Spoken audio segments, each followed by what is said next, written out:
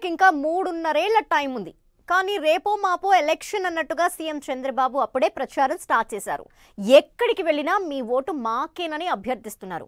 ప్రతి అంశంలో ప్లస్లు మైనస్లు బేరేజ్ వేసుకొని మరీ ముందుకు వెళ్తున్నారు. కూటమిలో గ్యాప్ రాకుండా, ప్రజల్లో ప్రభుత్వంపై బ్యాడ్ నేమ్ రాకుండా జాగ్రత్తలు తీసుకుంటూనే ప్రజాక్షేత్రంలోకి వెళ్లాలని డిసైడ్ అయ్యారు. అటు వైసీపీ కూడా కథన రంగంలోకి దిగేందుకు రెడీ అవుతోంది. కూటమి ముందస్తు ప్లాన్ ఏంటి? వైసీపీ వ్యూహాలకు ఇంకా టైం ఉందా?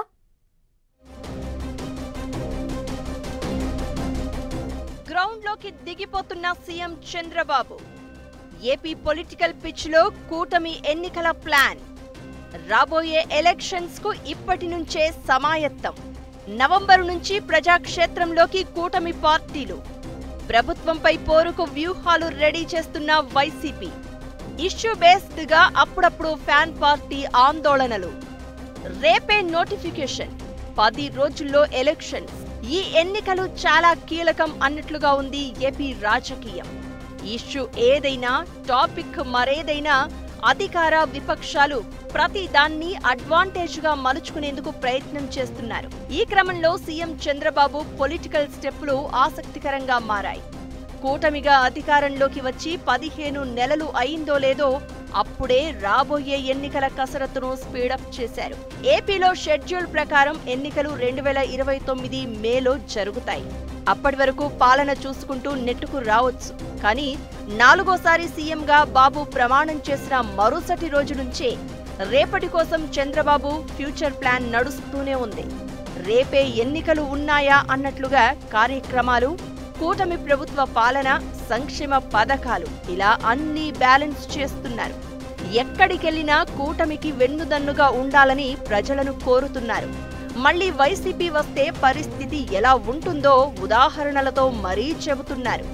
ఏ పథకమైనా, కార్యక్రమం అయినా జనం మధ్యనే చేస్తున్నారు. ఇక ఇప్పటికే సూపర్ 6, సూపర్ సక్సెస్ అంటూ డోర్ టు డోర్ క్యాంపెయిన్ చేసింది కూటమి. ఇప్పుడు మరో అడుగు ముందుకేసి సీఎం చంద్రబాబే గ్రౌండ్ లోకి దిగేందుకు రెడీ అవుతున్నారు. నవంబర్ నెల నుంచి క్షేత్రస్థాయిలో పర్యటిస్తాను అని బాబు ప్రకటించేశారు. ప్రజల దగ్గరకే వెళ్లి పథకాల అమలుపై ఆరా తీయాలని, అలా అయితే ఏవైనా లోటుపాట్లు ఉంటే సరిదిద్దుకునే అవకాశం ఉంటుందని భావిస్తున్నారట. ఎన్నికలు ఎప్పుడు వచ్చినా అప్పటిదాకా ప్రజల మధ్యనే ఉండేలా ప్రణాళిక రచిస్తున్నారట. పబ్లిక్ పల్స్ ను పట్టుకోవడంలో చంద్రబాబు మార్క్ వేరే. 30 ఇయర్స్ ఇండస్ట్రీ, పైగా గ్రౌండ్ లెవెల్లో ఏం జరుగుతుందో, జనం ఒపీనియన్ ఏంటో ఎప్పటికప్పుడు రిపోర్టులు తెప్పించుకుని స్టడీ చేయడం బాబుకు ముందు నుంచి అలవాటుగా ఉందట. ఎప్పటికప్పుడు సర్వేలు కూడా చేయించుకుంటూనే ఉన్నారు. వీటన్నింటికి మించి ఫస్ట్ రిపోర్టులాగా క్షేత్రస్థాయిలో పర్యటిస్తే జనాల ఒపీనియన్ తెలుసుకోవచ్చని అనుకుంటున్నారట. ఇక 2029 ఎన్నికల్లో కూడా మొన్నటిలాగే అద్భుతమైన విజయం సాధించాలంటే ఏం చెయ్యాలనే దానిపై గ్రౌండ్ ప్రిపేర్ చేస్తున్నారు. విపక్షం ఇంకా ఫీల్డ్లోకి దిగక ముందే ఓ అడుగు ముందుకేసి పబ్లిక్ కు దగ్గర కావచ్చని ప్లాన్ వేస్తున్నారట చంద్రబాబు. అటు వైసీపీ కూడా ఇన్ హౌస్ మీటింగ్ లో బిజీగా ఉంది.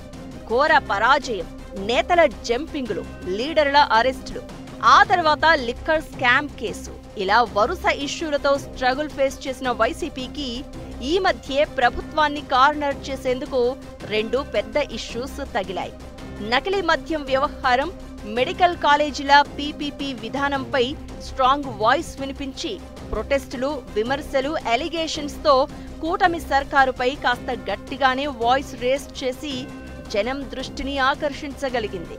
ఇలా ఎప్పటికప్పుడు ఇష్యూ బేస్డ్ గా జనంలోకి వెళ్తూ ఎన్నికల వ్యూహ రచనలో కూడా జగన్ బిజీగా ఉన్నట్లు టాక్ వినిపిస్తోంది.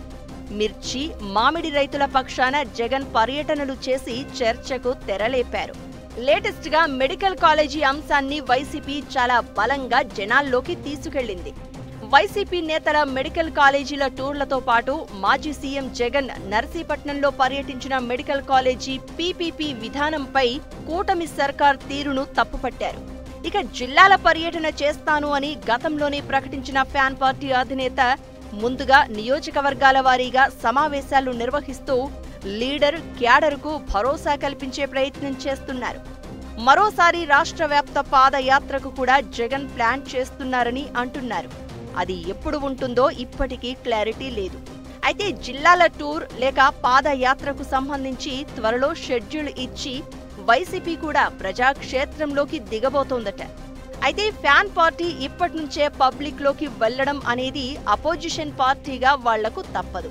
కానీ అధికారంలో ఉన్న కూటమి ఇప్పుడే అలర్ట్ అవ్వడం, క్షేత్రస్థాయి పర్యటనకు సీఎం చంద్రబాబు రెడీ అవుతూ ఉండడం ఇంట్రెస్టింగ్ గా మారింది.